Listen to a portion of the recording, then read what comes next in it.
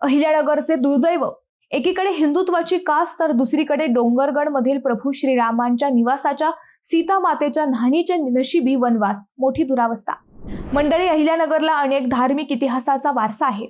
अहिल्यानगर मधील डोंगरगड येथे प्रभू श्रीराम आणि सीता मातेचे वनवासाच्या काळात वास्तव्य होते।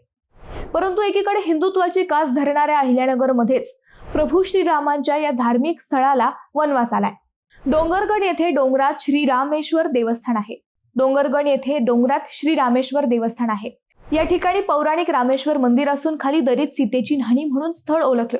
या ठिकाणी पौराणिक रामेश्वर मंदिर असून खाली दरीत सीतेची न्हाणी म्हणून स्थळ ओळखले जाते।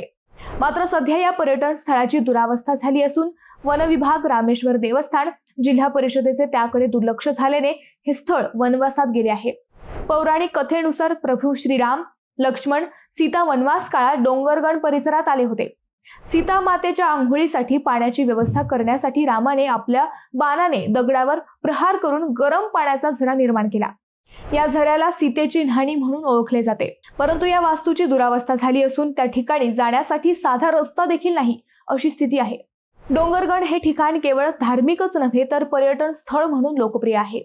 या परिसराचा वन विभाग, पर्यटन विभाग व स्थानिक प्रशासनाने योग्य विकास केल्यास धार्मिक पर्यटन स्थळ म्हणून ते विकसित होऊ शकते।